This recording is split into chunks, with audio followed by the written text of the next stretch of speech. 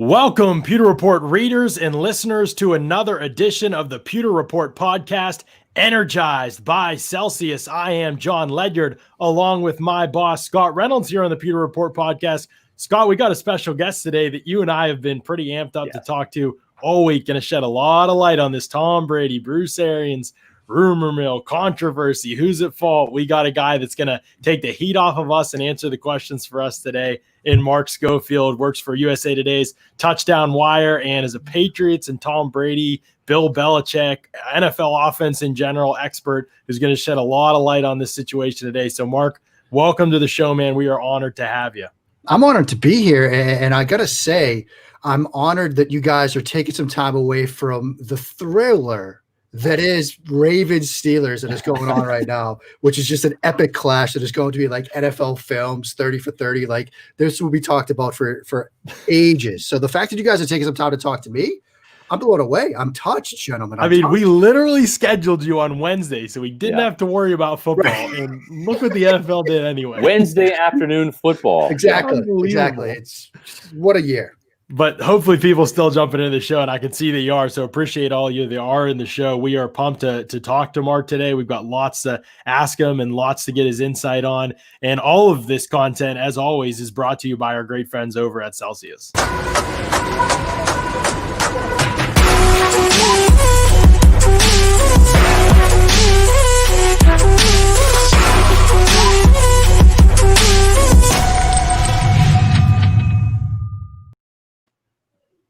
And John, you know, our good friends at Celsius, not only do they have some tremendous fruit flavors for their drinks. Look at you. You crushing an orange today, my friend? Oh, yes. You know, I told you I was going to. I know. And what do you think? It's really good. It's really good. I'm not going to lie. I'm not even an orange soda guy, but it's just better. It tastes cleaner. Like it doesn't leave you with that like bloated feeling that I get from soda sometimes. I love that. And you mentioned soda, John. Guess what I'm drinking? I'm drinking the cola version of Celsius. You said you were going to try it. Yeah, and this is my second one. And I tell you, the thing I like about this is I like the taste, right? Whether it's Coke, Pepsi, Dr. Pepper, whatever. But this has got no sugar and no preservatives in it. And it's an energy drink. So it doesn't have the bad stuff that you might find in soda. This has got the healthy energy. And that's what Celsius is all about. Powering active lives every day with essential functional energy. So make sure that you pick up a can of Celsius at your convenience store. We can make it easy for you. If you want to go to pewterreport.com, click on the Celsius banners. They're going to take you to Amazon, where you can buy big cases and save in bundles. And if you want to try a variety of flavors, guess what? They got a great variety pack there for you to choose from. You can get the heat, you can get the BCAA plus energy, or just the regular energy. They have these in sparkling, and also some that are made with green tea that don't have the sparkling. So lots to choose from. Be sure to visit Celsius.com as well to read more about Celsius and how they can power and energize your life too. Yeah, absolutely. Mark, we've got some questions for you today. We are in need of some knowledge on this show.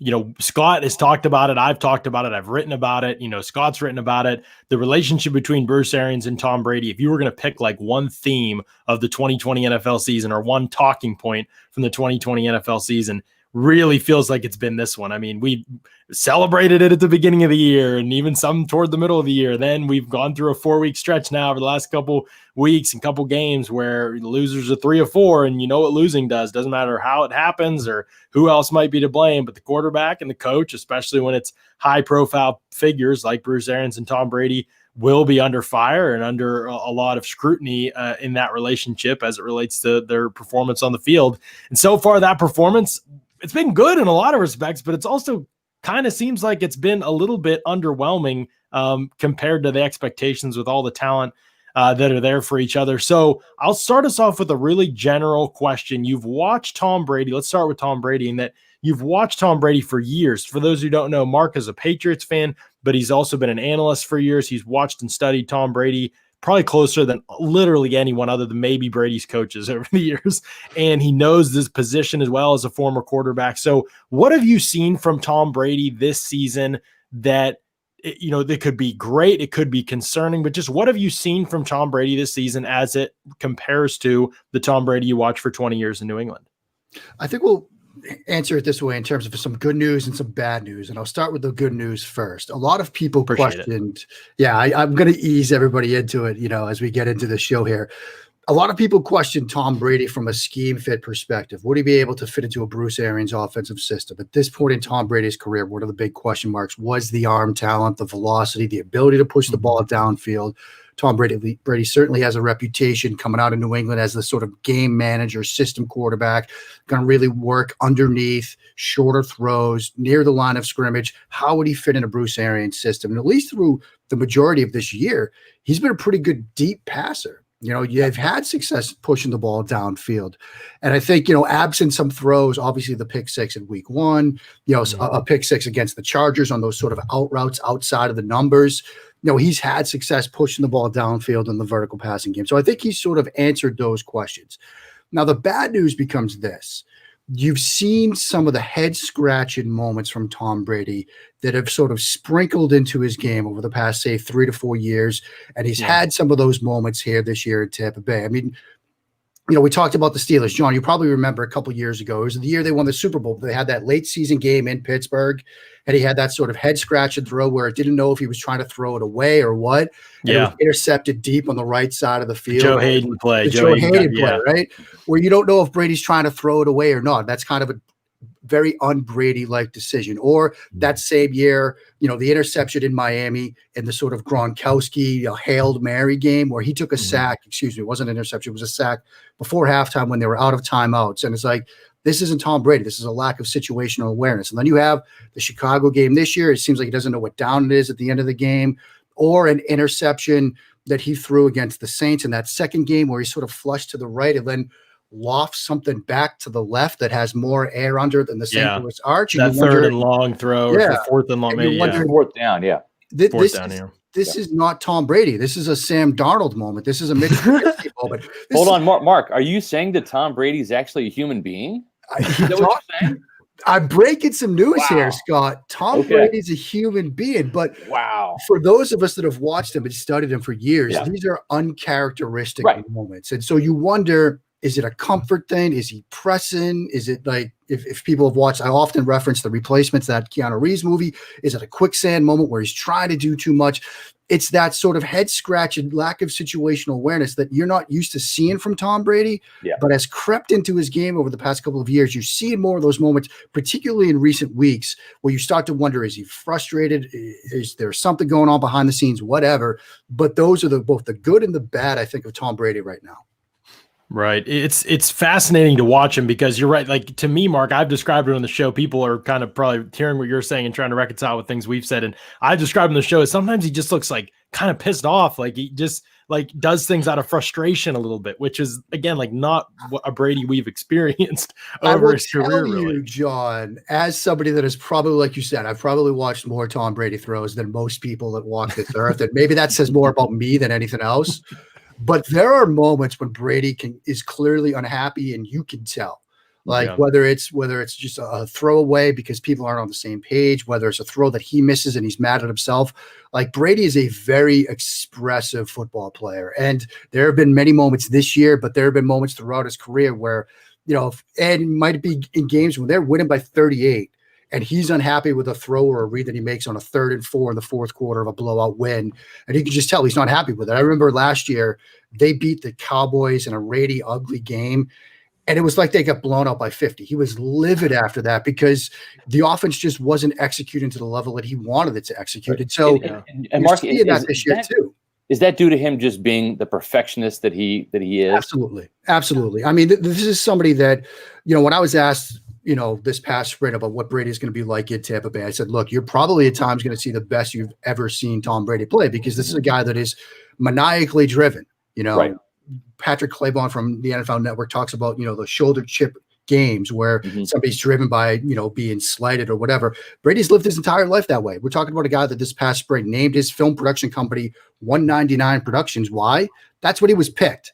I mean, this is the guy that's arguably the greatest quarterback of all time. He's on the Mount Rushmore of quarterbacks. And at this point in his career, he's still driven by that. He's just a perfectionist to the nth degree. And if he misses a throw, like I said, 3rd and 7 late in a blowout win, he's going to be livid over it. Yeah.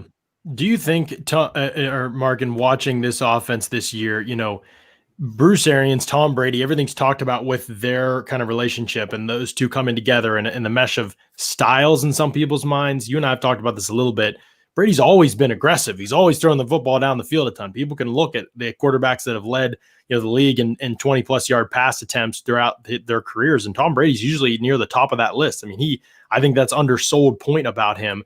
But in my examination of quarterbacks, looking mainly at Bruce Arians type of quarterbacks, I actually think I can pull this up for people to be able to see, because I went back this week and I said, okay, what is a Bruce Arians quarterback? What do they look like? Like, what has been, the kind of the staples of that position, for Bruce Arians, and what have they looked like over the years? How have they been successful? Have they been? And obviously stats don't tell us the full stories, and watching tape with quarterbacks, but here's like a look just for people at Tom Brady versus the other quarterbacks that Bruce Arians has coached and in their first years in Bruce Arians' offense, so doesn't tell us the whole story because again, it's just first years in his offense. But even if you look at the best quarterbacks that he's had, you can see even these first-year quarterbacks in Bruce Arians' offense, Tom Brady statistically is lapping the field for the most part. And Ben Roethlisberger in 2007 was not anywhere close to what this offense is today. And the Steelers ran the ball like 600 times that year, and he threw less than Brady and most of these other guys have already thrown at this point in the season. So, when you look at Brady's numbers, I mean, he's protecting the football. He's taken way less sacks than these other guys. It's ridiculous. Right.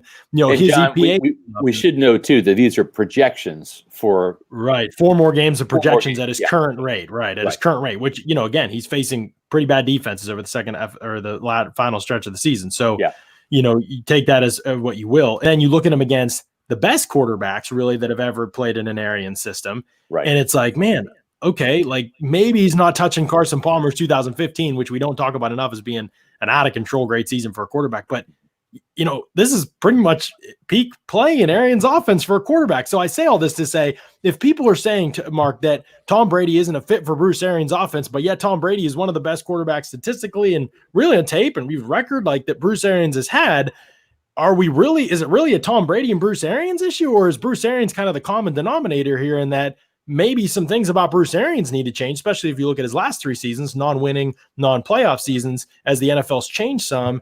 Is that a fair way to look at it and say, like, maybe Bruce Arians is the common denominator here and that Bruce Arians and any quarterback kind of need to take some new steps in a new direction?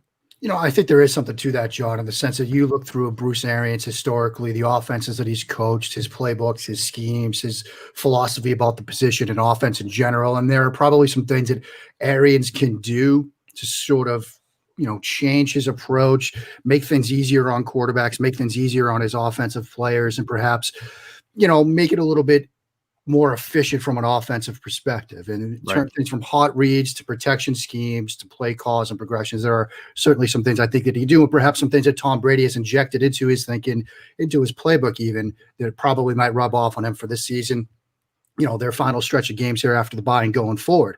And I do think in a sense, this discussion about Tom Brady and Bruce Arians right now is a great example of the recency bias that we often all suffer from, when we cover this game, right? Because, you look at some of what they did earlier in this year, you look at some of the wins that they've had, the successful games that they've had, and you think this is a really good offense. You put up those numbers, John, projections that even if they are, even the fact that they are projections, this is still an offense that has put up some good numbers. This is an offense that has executed well, a quarterback that has executed well in his first year in a very new system after spending the previous 20 in one offense.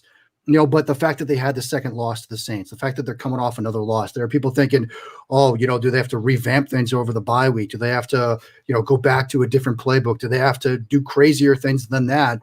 This is still a team that has a winning record, is in good position for the playoffs. And if you look around the rest of the NFC landscape, like, is there a team in the NFC that is a complete football team right now? I don't think so. And so, I think everybody sort of needs to take a step back and realize this is still a pretty good team. This is still a very good quarterback. This can still be a very good offense. Are there things to work on? Yeah, but show me an offense right now outside of Kansas City that doesn't have things to work on the offensive side of the ball. Right, Mark, how much of this year, and again, you mentioned recency bias, right? The Bucs are 1-3 over the last 4 games, and fans are freaking out. And you look at some of those losses, well, all 3 losses really are against playoff teams, right? The Rams, the Chiefs, and the Saints, we feel strongly are going to make the playoffs. Certainly the Chiefs and the Saints as division winners. But when you look at this season, right? Tom Brady signs with the Buccaneers in March, and right in the middle of, or I should say, at the beginning of the COVID crisis that gripped this country. No OTAs, no mini camp, a truncated training camp, right? 2 weeks of training camp rather than 4, and then no preseason games. The first time Tom Brady puts on a Buccaneer uniform, he's got Cameron Jordan breathing down his neck, right? And he's in the Superdome, and it's live bullets are flying. So the first time Tom Brady had a chance to sit in a room and collaborate, not on Zoom, but in a room, right, where you're face-to-face with Tom Moore and Bruce-Arians and Clyde Christensen, the quarterback's coach, and Byron Leftwich, and really, whiteboarded up. It's August, and you got football, real football, a month into this thing. How much of this season, and again, I agree with you. Right now, the Buccaneers are averaging 28.7 points per game. And Mark, that seems good. Yeah, that's good. Matter of fact, it's not just good, John. It's the best in Buccaneer history. It beats last year, which was 28.1, right? So Tom Brady is operating the most potent offense in Buccaneer history from a points perspective, and he did so in a I can't even say truncated because there really wasn't an offseason. So how much of this is this Tom Brady and the Buccaneers continuing to play catch up and get him implemented into an offense that wasn't everybody coming together and learning this? Chris Godwin knows it from last year. So does Mike Evans. So does Ryan Jensen, the center. So does Donovan Smith. So does Scotty Miller, right? So you've got players that are on two levels, right? The people that were here last year that played in Bruce Arians' offense and putting up 28 points per game, but were 7-9. And now you've got Tom Brady and a couple guys, Rob Gronkowski, Antonio Brown, Leonard Fournette, the right tackle Tristan Wirfs that are new, but how much of that is a factor with what we're seeing with some of these uneven performances? Scott, I think it's a massive factor, especially when you look at some of the mistakes that have been made when you have receiver and quarterback not on the same page, receiver and protection scheme not on the same page, receiver and hot read not on the same page.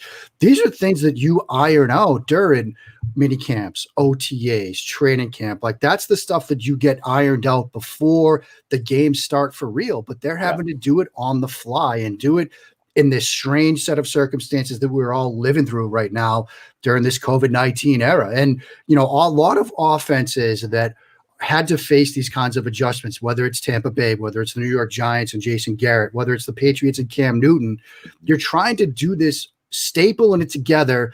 It's like trying to land a plane when you're trying to like glue the wings back on at 35,000 feet. Like you can't do it. Yeah. And by the way, Mark, you got a game on Sunday you got to prepare for. So you're trying to correct your mistakes while you're preparing for an opponent. That's just it, Scott. Like you think about the new CBA and the restricted practice time and the limited time you have anyway. It's like people sometimes ask me, like, a quarterback right now, Carson Wentz, Mitchell Trubisky, they're struggling with mechanics. Can you fix them?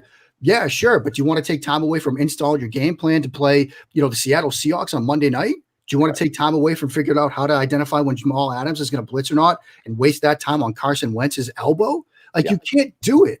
Right, and you can't do it in a regular season. Forget having to do it when you're trying to play catch up. So there are offenses that are sort of struggling to get everybody on the same page as a result of having to deal with this strange set of circumstances we're living in. So when you have an offense that's averaging 28.7 points a game, I think you could say, okay, yeah, there are things to work on, sure, but we got to kind of be happy with where we are, given gestures wildly to the rest of the world right now. Right. And by the way, Mark, the Bucs were 5-7 last year, not 7-5. Yeah, he was brought here to win. Right, and that's what the Buccaneers are doing. Maybe not to the unrealistic Super Bowl expectations that Buccaneer fans have, but I think to a more reasoned approach that, hey, this team has not been to the playoffs in a dozen years, and 10-6, that's a great step in the right direction. Right. Yeah. I mean, the whole thing's interesting, even when you talk about the expectation level, because on one hand, it's like, well, the Bucs have the talent to win a Super Bowl. Like they have the talent to be considered the best roster in the league, I think, but it is about more than that. And so I don't think I don't think the Super Bowl is necessarily unrealistic, maybe going into the season, but at the same time, I think like people have to understand, like there's a cohesiveness that is so important in football. It's the most important thing in football. You can look at some of the teams that dominate and play well without the level of talent that the Bucs have. I mean, it's not about, that level of talent. It's about cohesiveness and getting people to fit into what you're trying to do from a scheme perspective. And they necessarily haven't had that. And John, it shouldn't be Super Bowl or bust this year. It should be Super Bowl or bust next year. Mark, would you agree with that? I would agree with that. I mean, especially given the set of circumstances that we just discussed, Scott. I mean, if you had a regular, preseason training camp and all that stuff, and everybody's on the same page, you could say realistically, okay, given the talent on this Buccaneers roster, given Tom Brady, Super Bowl or bust in this year. I think you have to sort of recalibrate things given the times we're living in. Now, look, Super Bowl opportunities don't come along. And I know I'm not going to get any sort of, sympathy here as a Patriots fan. I understand that, but I can tell you that they don't come along every so often. And so when you have that chance to sit here at 7-5 with a bye week, a chance to go into a rather easier stretch of games like they have upcoming, you do sort of think, especially as I said, look around the NFC, there is a potential Super Bowl, at least representative here in Tampa Bay. So you want to take advantage of that. But I think you have a chance to then get everybody on the same page for next year. Yeah. I mean, that's definitely the year you'd expect this team to deliver. Right. Especially with the way Brady doesn't seem like he's fallen off physically, as you mentioned at the beginning. It seems more like when things do go wrong, it's like a comfort game situation type of thing. And if that's workable around with more time. My question for you, Mark, that one of the biggest questions coming into the show, everybody's talked about it. I don't think there's any question, and I don't think you'll disagree, that the Bucs need to use more play action. I mean, this is a team that is thriving on play action as they did a year ago. They have great play action plays. They don't call play action enough. And it's really curious. I mean, they are averaging 3 yards more per play when they go play action. They are averaging more yards per play action in comparison to non-play action than any other team in the NFL, but they are third to last in play action percentage in the NFL right now. It makes no sense. Everyone knows that. Brady-Arians says we need to have the run game clicking. We need to not be trailing. But he's used play action successfully, even if it's sparingly, in situations where neither of those things are true. Is he blowing smoke at us? Is he BSing us? Or does he actually just not like play action as much as just straight dropbacks? What is the reason here? Because I just don't know if I'm buying Brady-Arians' reasoning. Yeah, and I don't think you should, because we've seen, and look, both film and numbers bear this out. You don't need to have a successful run game to be successful using play action. You don't need to be ahead of the game to be successful using play actions. And I'll give you just one example. This year, Chicago plays the New York Giants. Okay, Saquon Barkley goes down. And you would think, if you were a believer in this idea that you have to have a good running game, that without Saquon Barkley, like, you're not buying play action if you're Chicago. With Wayne Gallman in the backfield, the Giants and Jason Garrett ran a play action play, one receiver concept, just Darius Slayton on a curl route. It was like something out of like my high school playbook, my Pop Warner playbook. And it worked for a 25-yard game because everybody comes flying downhill because they think it's going to be a running play. Even with Wayne Gallman in the game and Saquon Barkley getting x-rays. If you can sell it, it will work. Play action is a cheat code. And you look at some of Brady's numbers, like you point out, they're great when they're using play action. I mean, he's got an NFL passer rated of 120.2 using play action this year, which is a top 5 number, top 4. He's number 4 ahead of Kirk Cousins, who's usually looked at as one of the best on play action, and just behind, Russell Wilson, who's one of the best at using play action. It is a cheat code. And as long as you could sell it, and as long as you're comfortable protecting it, and we've seen some articles recently where some teams that don't run as much play action say, well, our guys don't feel comfortable on the play action design, selling it efficiently up front from an offensive line perspective. Maybe that's the issue. I don't see that on film from Tampa Bay. I would tell you, as somebody that, again, has seen so much Tom Brady, like, his bread and butter is that run fake Y crosser to either, a slot receiver or the tight end. It is there all the time. If you can sell it, you can execute it. He had some great designs earlier in the season, throwing that crosser off play action. It's like second nature to him. And if you watch Tom Brady run in play action, I did a video on it. You can find on Twitter, on social media, where even if he has his back to the defense, he's looking out of the corner of his eyes to see corners on either side to show, if they're going to be in man or zone coverage. He's so skilled that even with his back technically to the defense, reading what's happening when he's carrying out these fakes. So, look, if I'm Byron Leftwich, if I'm Brady-Arians, you might not like play action, but Tom Brady does. And your job as a Right. coach is to put your players in a position where they're comfortable and they can be effective. And play action is certainly a big one with Tom Brady. The other thing that's been talked about, or go ahead, Scott. Right. What I was going to say is I want you to kind of fact check a little bit of something here for us, Mark. Brady-Arians, and this is in his book, The Quarterback Whisperer, and this is just his philosophy. He loves quarterback. He loves the position, and he wants to put the quarterback in the best position to win. He lets the quarterbacks pick the plays, right? They have a practice script. They go out there, and on Thursday and Friday, they Tom circles the plays he wants and X's out the plays that it didn't work. It didn't feel right in practice. I wasn't on the same page with the receiver, whatever. We're just going to skip that one this week. So all of the plays that are in the game plan have been Tom Brady approved. Now, it's in some of those plays he gets to check to at the line, right? If he sees something different, he's got that command and that presence. Byron Leftwich as the play caller dials up the plays and all of that. But one of the things that was talked about almost ad nauseum by Tony Romo was the lack of motion in Brady-Arians' scheme. And he was trying to imply, and maybe it's correct, that Tom Brady wants motion to identify whether a coverage is man or zone, right? And it doesn't have to be an in motion at the snap. It could be a pre-snap motion where receiver goes down and then back, right, and back to his position. But how much of that motion did Brady use in New England? And, I asked Bruce on the last conference call we had, I said, does Tom Brady want more motion? And he said, Tom gets as much motion as he wants. So I'm just trying to determine where truth is. I understand, Scott, the whole motion question right now is a big one with Tampa Bay. And, I think it's important to delineate between the two different kinds of motion that people are talking about in the league right now. And I think Darren Orlovsky termed it this way: motion for information and motion for impact. Mm-hmm. There's motion for information, and that's what Tom Brady has had throughout his career at New England. I mean, even last year, 2 years ago, when they won a Super Bowl, they would use a ton of motion pre-snap, and they would also use formations pre-snap. They would start out at empty, right? And you have, James White flexed out to the boundary below the numbers. And if you're Tom Brady, if you see a linebacker out there, it's man coverage. If you see a cornerback out there, it's zone. So that's motion for information. Then there's motion for impact, which is you're seeing more teams use jet motion, guys moving at the snap. Mm-hmm. Look, as an old quarterback, anytime defensive guys have to think, I'm excited because I'll just put it out there. So that's the two different kinds of motion. And I think what they are doing some of is that motion for information. Mm-hmm. I always think you could do more of it to give you the more information you can give a quarterback, the better the play call will eventually look in the end, because that quarterback has more time to make decisions. Because if you're just trying to decipher at the snap what coverage it is, that's 2.5 seconds.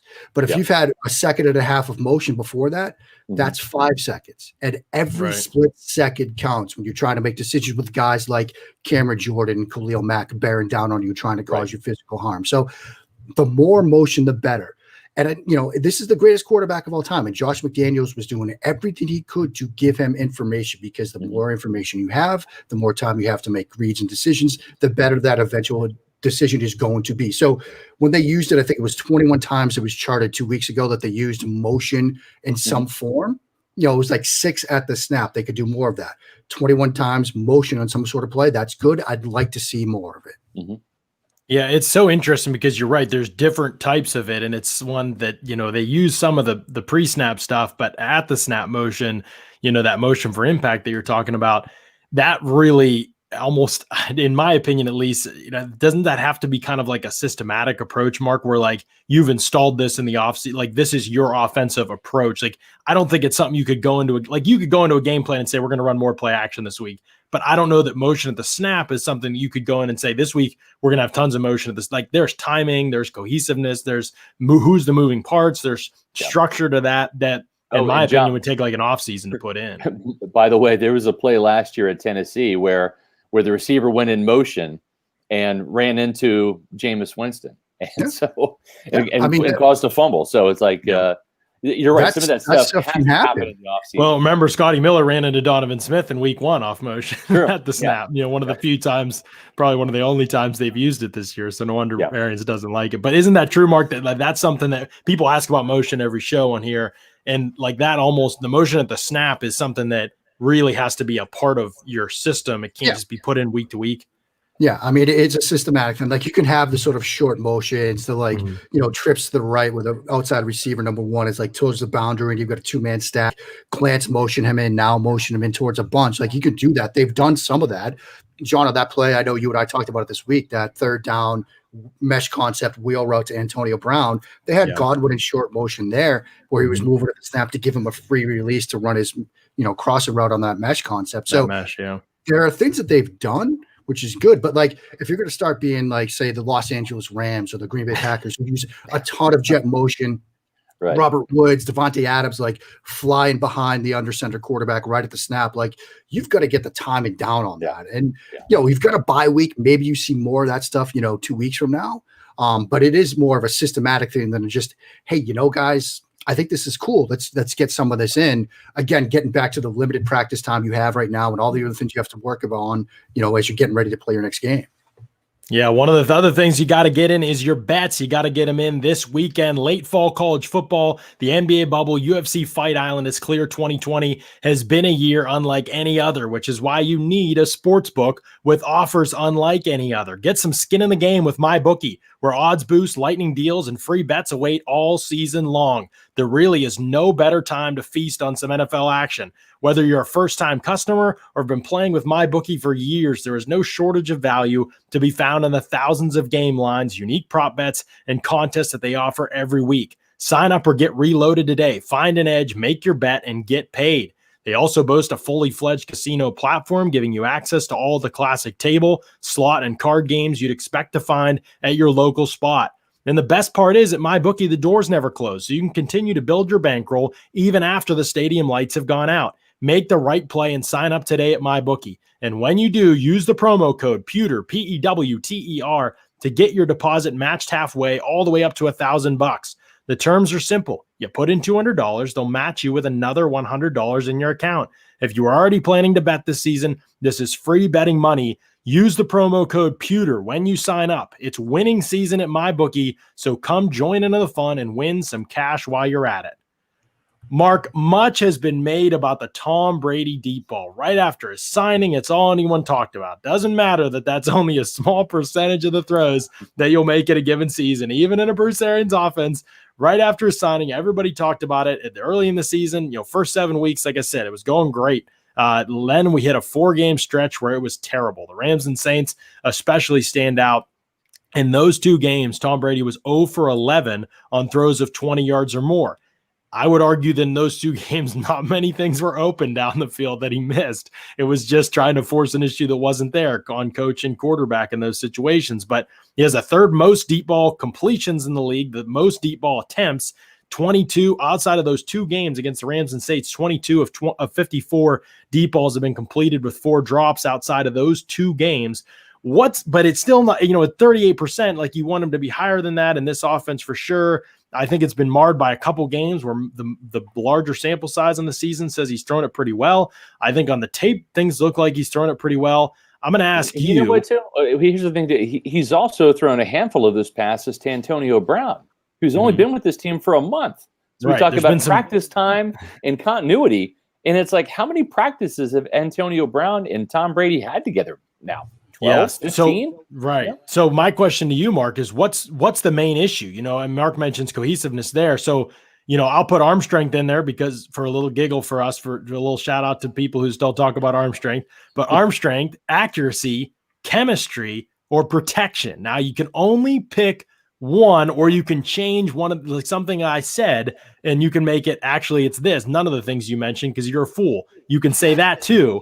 But you can only pick one. So what is the biggest problem? And then if you want, you can say this is also an issue, but what's the biggest problem right now for the Bucs deep ball not hitting at quite at the rate, the consistency they wanted to hit at lately? Yeah, and John, I'll never call you a fool. I think this is another area where recency bias has to, be discussed, because you're talking about a quarterback that through the first 8 weeks of the season was sixth in adjusted completion percentage on throws downfield, 20 yards or more, sixth in the league, 3 touchdowns, no picks, NFL passer rating of 110.4, which was again a top 10 number. They've had some struggles recently, and I do think some of the recent struggles, they're twofold. One of the ones that you picked was chemistry. There's still an issue with guys not being on the same page, whether it's routes, that aren't, John, you and I talked about a play again, the Carolina game, that vertical mills concept where it looks like Antonio Brown really flattens his post route. Brady expects it to throw deep, and he literally throws it. The ball's on the right hash mark. He drops it on the right hash mark, 55 yards downfield, where he expected Brown to be. And it would have been a touchdown if Brown was where he expected him to be, but he flattened his post route because it was a too high cover 4 look. He saw that other safety come down and thought, oh man, I'll just go behind him too. And they're not on the same page. So chemistry is certainly one. And I do think in a sense, you've seen Brady miss some throws to the inside on deeper throws towards the boundaries. That's not, I don't think, an arm strength issue. I think, having watched so much of Tom Brady, there have been times when I do wonder about lower body, whether it's injuries, fatigue. I remember at the end of that 2018 season, they go on and win a Super Bowl, but they played the Bills. They beat the Bills in week 16. And I remember doing my show that night. I said, look, kids, I don't think this team can win because this passing game is putrid. Like, it's awful. It's not going to be good enough to win a playoff game. And then, 3 months later, 3 weeks later, I look like an idiot because they're winning the Super Bowl. So I can call myself an idiot. I do that all the time. But that later that year in the offseason came out that he was dealing with a knee injury, dealing with an MCL sprain in his left knee, and just didn't feel comfortable finishing throws and pushing throws through that front foot. So when you see him miss some throws to the inside, it's not an arm strength issue. Period. Full stop. For everybody that wants to say that Tom Brady's done, he's washed, his arm has gone off a cliff. No. I will give you reams and reams of clips of Tom Brady in the past couple of years making throws that some guys can't make now. Like, the arm is not an issue. Well, and Mark, too, last year, I mean, when it was Julian Edelman and nobody else, right? And Julian Edelman's not the deep ball guy. They didn't attempt a lot of throws because I think Josh McDaniels is smart enough to realize, they just couldn't. It's one thing to throw the ball. You have to have the guy catch it, right? And he didn't trust his receivers to go deep. So that was kind of scaled back in the game plan, right? Because they didn't have the deep ball guy. I mean, you weren't going to take deep shots to N'Keal Harry, who couldn't quite get on the same page with Tom Brady. You weren't going to take deep shots to some of the other receivers they have, because they couldn't get on the same page with Tom Brady. They didn't have vertical weapons when they did. I mean, I know, look, 2007, it's a long time ago, but when you had Randy Moss, I mean, Brady was the original. Randy's down there somewhere, I'll just throw it to him kind of guy. Right. I think in terms of, where Brady is right now, being 7 months older than Tom Brady. Now, granted, I'm not on the TB12 diet. I don't eat avocado ice cream and all that stuff. Like, you get knocked around a little bit. It takes a little bit longer to get right again. So I do expect after this bye week, you will see a much improved Tom Brady in every facet of the game. Yeah. I was going to say, one of the things that I wanted to get your opinion on is when people talk about the New England system, right? It's hard to have a system for 20 years, right? Because you've had different play callers, Charlie Weiss, Bill O'Brien for a stretch, Josh McDaniels for most of it. But just as you mentioned with Randy Moss, people like to box Tom Brady into these corners and say, well, he likes to throw to the running backs. Oh, well, yeah, but he also likes to throw to wide receivers. He also likes to throw to tight ends, right? I mean, you remember Rob Gronkowski, he was up there a few minutes and had a couple 1,000-yard seasons. Aaron Hernandez also came close to 1,000 yards. And then you've had, a handful of wide receivers. And I'm not just talking about guys like Wes Welker and Julian Edelman that were those kind of inside quick slot guys. I'm talking about, some other guys, Brandon Cooks, right? Chris Hogan didn't have 1,000 years, but there have been some other receivers that he's had the opportunity to throw to down the field. And so Brandon LaFell was a guy, 953 yards. Brandon Lloyd, 911. Deion Branch, 998. We can kind of put those in the almost 1,000-yard category along with Cooks and Troy Brown as well. But my question or slash point to you is the New England offense has changed and morphed into whatever personnel they've had. And so it's not really one scheme. And so whether it's been guys that catch the ball out of the backfield like Kevin Falk or Deion Lewis, Rex Burkhead, James White, when they've had those guys to throw to, they get throwing the ball. But when it's been other running backs that maybe weren't as exceptional pass catchers, then the ball goes somewhere else, right? So it really hasn't been like Tom Brady is in box A and Bruce-Arians' offense is in box B, and there hasn't been a crossover. There have been some vertical concepts aplenty in that New England offense when they've had the personnel, right? Yeah, I think that's exactly right. And, I'll preface this answer by saying that a lot of people in not a lot, but some people in New England were happy when Randy Moss was no longer a Patriot because they felt like finally Tom Brady's favorite receiver was going to be the open receiver again, like it used to be when he started with New England. And as somebody that has studied both his first Patriots playbook and his last, like there's been growth, there's been expansion of concepts, there's been expansion of route designs and elements to that have worked in more vertical stuff downfield. People like to say, oh, well, the New England offense, it's the same as it has been since 2003. It's not. There are certainly elements that you look at a 2003 playbook and a 2018 playbook, they're the same, but there are elements that are different. There are elements, people like to say, oh, it's an Ernst Perkins system, it's time and rhythm, it's the intermediate stuff, it's play action, and there's definitely that. But you open up a New England playbook, you'll see stuff pulled from air raid concepts, you'll see stuff pulled from West Coast elements, you'll see stuff that you'll see in a Bruce-Arians playbook as well. And so every NFL offensive playbook steals from other offensive systems that work. And while Brady was New England, there were times when they were more willing to go downfield with the football when they had the guys to throw it to. There were also times when they were like, look, our best weapon this week, is a running back against a linebacker. And that's the other thing I think people need to remember about New England's offensive system is it will change from week to week. Right. In some weeks, they look at a safety. John probably remembers some Patriots-Steelers games. Unfortunately, yes, Mark. I do remember Patriots. Like, look, thanks for figuring that out. We've got some safeties we can pick on in the deep passing game, so we'll take some shots downfield. But then there are other weeks when it's like, you're playing Buffalo, Micah Hyde, Jordan Poyer. You don't want to attack those guys, so you're going to have James White against Matt Milano and throw wheel routes to running backs out of the backfield. So, New England, that system, it is a system, but it's a matchup-based system where they're going to find the best ways to beat you week to week.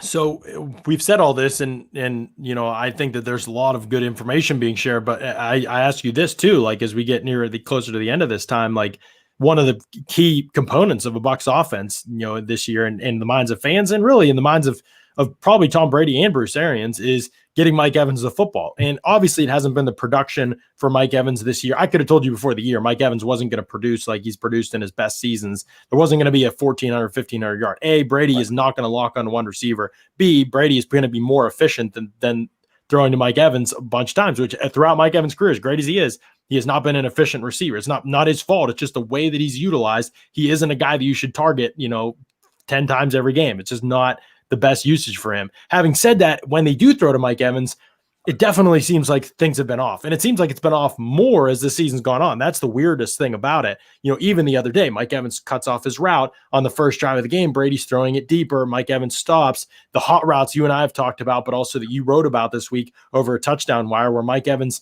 doesn't know he's hot or is running his route to the middle of the field when he should be stopping in that space behind the blitz. So it just seems like those two haven't always been on the same page this year. Vertical routes, all kinds of stuff really hasn't been on the same page this year. What has been your observations of Brady and Mike Evans and them throwing together? And what do you think are the issues maybe with those two? And can they be kind of fixed as the year goes on? I think part of it is that feel, and a lot of the miscommunication aspects between those two when they're trying to connect, they seem to come on more option type routes where you've got to read the field the same. You've got to read the coverage the same. And, we often talk when we're talking about quarterback position where, if you confuse them by spitting the safeties, you might be able to make them make mistakes. Well, you can also confuse a receiver. If you're running an option route that can be one of three different choices based on the coverage, and the quarterback reads it right and the receiver reads it wrong, well, it has the same effect as you've confused the quarterback because you've confused the guy he's trying to throw to. So right. I think there's that sort of element to it. Something that they've done some of, and I'd like to see more of. Last year with Winston, Tampa Bay did a lot of 3-by-1 stuff with Evans as the isolated receiver, X-ISO stuff. And if Winston liked the matchup, great, he'll throw it to Evans. Fantastic. And if he didn't, he'll work the sort of pass and route concept to the bunch side of the formation. You've seen Pittsburgh do that this year a ton with Ben Roethlisberger, where if he likes Washington, if he likes Claypool isolated in a single receiver setting, he'll throw that. Otherwise, he'll work the concept. They've done some of that this year. I know there's a ton of that stuff in Arians' playbook. I'd like to see more of it, and not just an option route where it's going to be X, Y, or Z based on the coverage. Let Evans just run go routes, run comeback routes where he can use his frame. Like, don't overcomplicate things. And if Brady likes that coverage look pre-snap, he can throw it. If he doesn't, he can work the concept, because then when you come back to a bunch look with Gronkowski, Godwin, and Brown, that's going to be successful. So it gives you a chance to give your quarterback information pre-snap. You don't even have to use motion to do it. Do you like this matchup one-on-one? Great. If not, work the bunch concept to the backside, well, front side, however you want to look at it. I think they can do more of that to get these guys all on the same page and give information and opportunity post-snap. I like that. That's interesting. I hadn't thought too much about that. I know Evans also playing in the slot this year more than any other time in his career. I think even more as a rookie, he played in the slot some, but I think this season, I've relook at the numbers, but I'm pretty sure this will be, Mike Evans. Oh, Mike Evans, yeah. Yeah, Mike Evans. Yeah, I think this will be the season where he plays more in the slot than ever before, too. Could that be an issue, too, Mark? I know you wrote about hot routes, as I said, in the reads and how they're different in these two, and the where Tom Brady, how they use them in New England and how they're done in Brady-Arians' scheme. And that's like still a learning process for, it seems like, everybody a little bit, but also as you've seen Mike Evans play inside, you and I talked about 2 plays in that game, the one off the helmet, the interception off the helmet where Mike Evans wasn't quite sure. And then another play earlier in the game on the third down pass that went through Cameron Brate's hands. And we're not sure whether Evans is hot, but not altering his route. He's in the slot again in that situation. So just your thoughts on that. Could that be a part of it too? A guy that's played outside most of his career and all of a sudden he's inside, and he could be a part of things, on the outside. In Arians' offense, maybe you are hot sometimes on the outside. I mean, that's the strange thing, John, and spending some time this morning, like going through Arians' playbooks and reading about how he structures his hot reads, because we're all used to the conceptual idea of, a hot read is a protection-based thing, right? Your tight end, like if you see both linebackers blitz, like that's where you're throwing the football. Right. Arians does it differently. Like his hot reads are like, he'll have a levels concept or a bunch concept to the right side of the formation. And if you get that blitz, your hot read is X ISO coming on the crosser. You throw it once those linebackers blitz. Like it's completely different. But Arians has this idea of, if you're going to blitz, I'm going to attack you in space. It's not just, I'll replace the blitz with a ball. It's like, no, I'm going to go somewhere and win a one-on-one matchup or make somebody miss after the catch and things like that. And so that's one aspect to this. Well, now you've got, guys that are in new positions. Now it's Mike Evans being used in the slot because that's where you want a Tom Brady target type receiver to be, because Brady loves throwing to his slot receivers. Well, you put Evans there, but now he has to learn hot stuff too. Like it's guys that are having to learn new things. And it goes back to the early point, with Scott's question, which is we're doing it during the midst of a global pandemic when we didn't have a usual training camp and preseason. Like that's a lot to learn, even for a guy in Mike Evans that this is the same playbook. Yeah, but last year, he's all outside the numbers and in the boundary. Now he's aligned in the slot, and he has to worry about option routes and reads and diagnosing coverage off the snap. And, oh, wait, they're blitzing. Now I'm hot. I'm already 10 yards downfield. I should have looked for the ball, and now it get doinked off somebody's helmet anyway, and it's an interception. Like, there's a lot of moving parts here that you're trying to, like I said, glue together the wings while you're trying to land from 35,000 feet. And Mark, we talked about learning on the fly. How much, and it's impossible, right? We're just trying to make a guess here without getting inside Tom Brady's head or having him here to ask the question. But how much do you think in the heat of the moment, whether it's a hot read or whatever, he's done something kind of one way, and I know football is football, slant's a slant, those type of things. I get that, but he's done things one way for 20 years. And now he's in year one of doing things a different way, whether it's a slightly different way or a majorly different way, depending on the play call and the defense he's reading, the concepts, whatever. But how much of it is him sometimes, because we hear the term muscle memory, reverting back to, in an instant, the New England way of doing things and almost kind of forgetting that he's in a Buccaneer uniform because he's had 20 years of doing it one way. Yeah, muscle memory is a real thing. It's the reason why once you learn how to ride a bike, like you always know. I haven't ridden a bike in probably 15 years. I could get off this call, hop on my son's bike, and pedal down the street like it was yesterday. Yeah, it's a real thing. It's a more real thing when you have a cover zero blitz and you have guys wanting to rip your body in half. Like, you're not going to stop and think. Muscle memory is going to take over. And a play that I referenced earlier, I wrote about it at USA Today. John and I talked about it. That throwaway on the wheel route, to Antonio Brown earlier in the game. I don't know who the hot read was there. It was a cover zero blitz. But Brady's eyes went immediately to the tight end.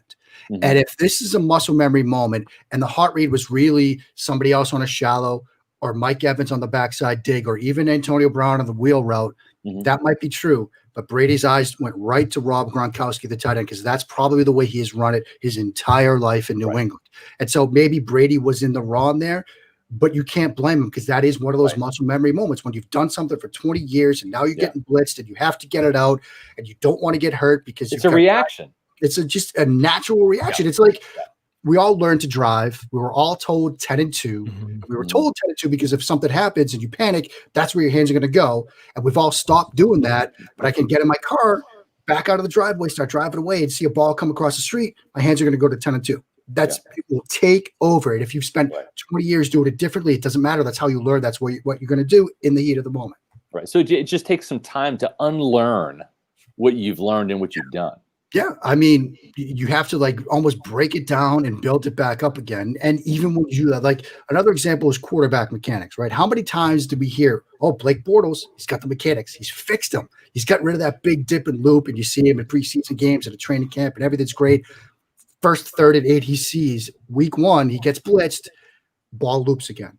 Because it's so hard to break it down and build it back up.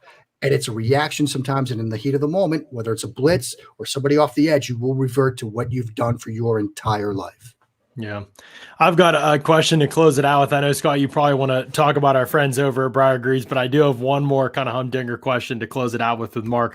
Once we talk about our friends over at Briar Greaves, who you recently switched to have been very pleasantly surprised. Absolutely. I can't begin to tell you the level of customer service I've gotten from Briar Greaves. A lot of times, John, when you call a place, you're trying to talk to somebody, they're not there, leave a message, they'll get back with you. Send an email, maybe they'll get back to you by the end of the day, maybe by tomorrow. It's instantaneous communication with Briar Greaves. I really feel like I've got these guys on my side, and I do. A lot of homeowner companies are canceling.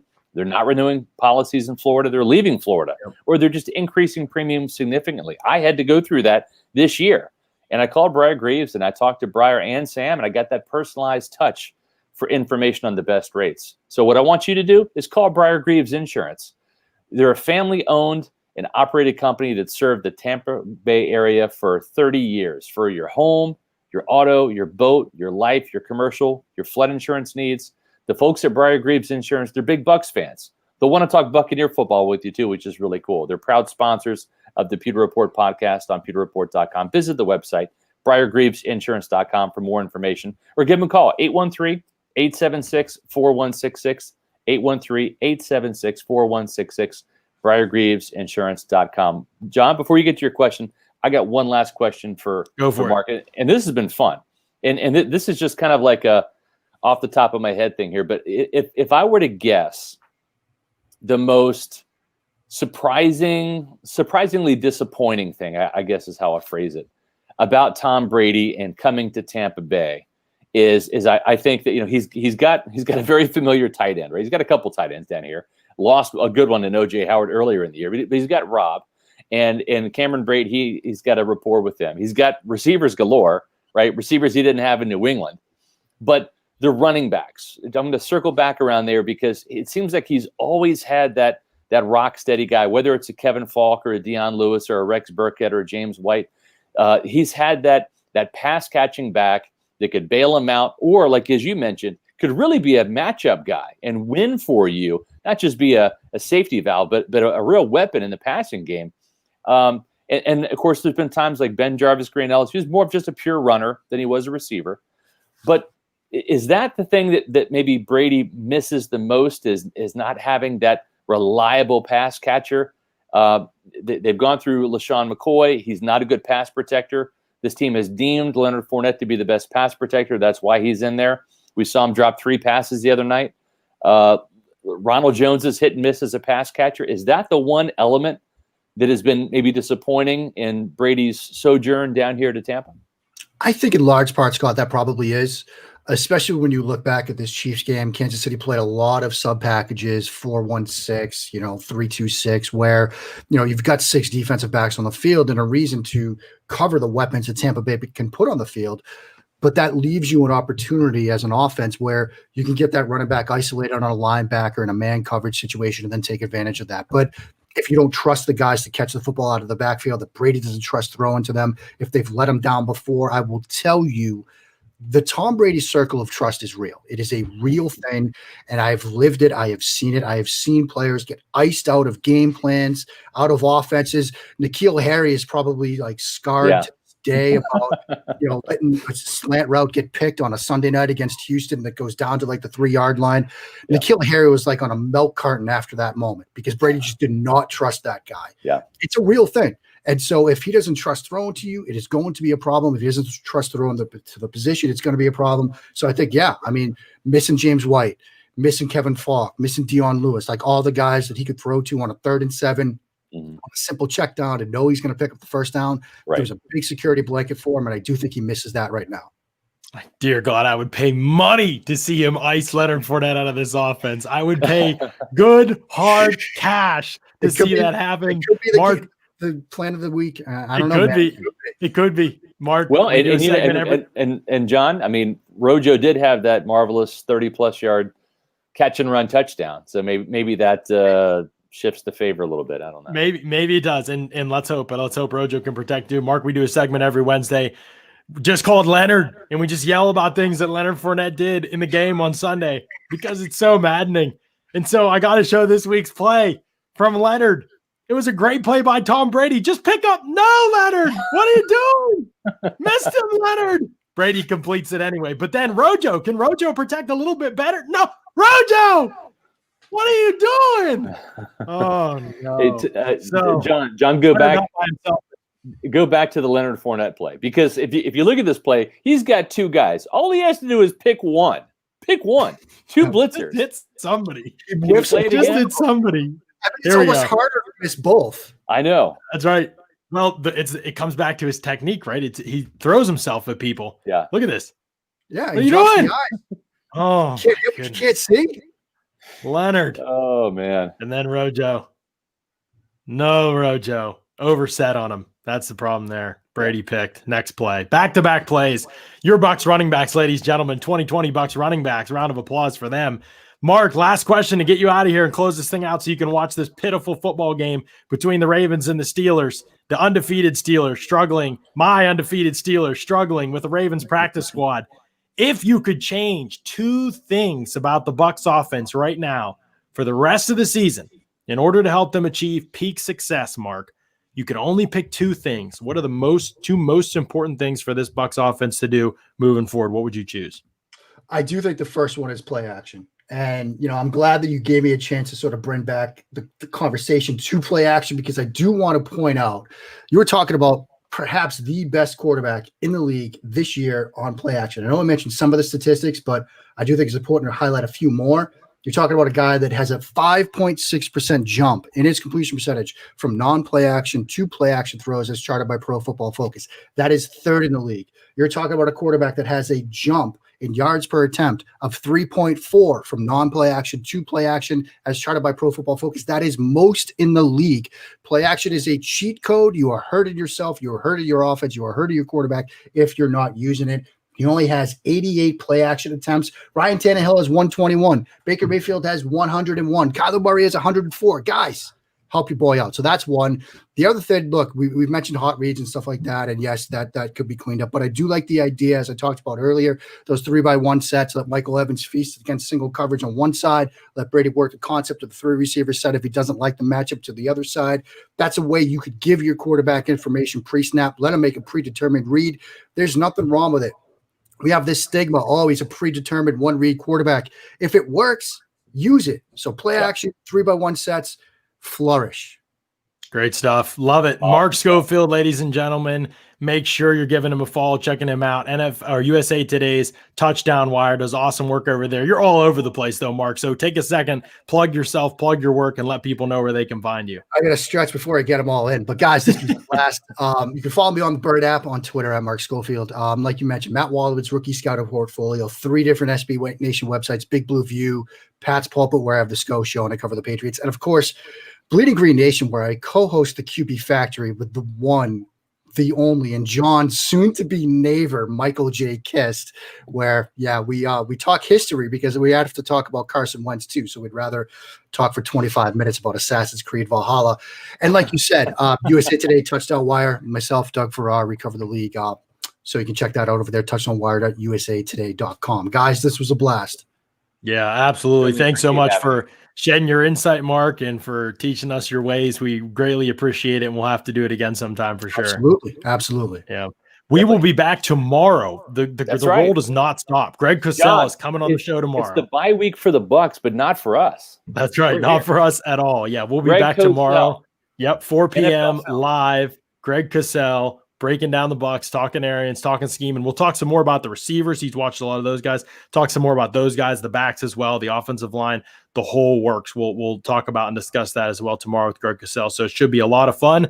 Appreciate Mark coming and joining us, Scott, for you and for myself, John Ledyard. We appreciate you all tuning in and joining us and for another edition of the Pewter Report podcast. Out.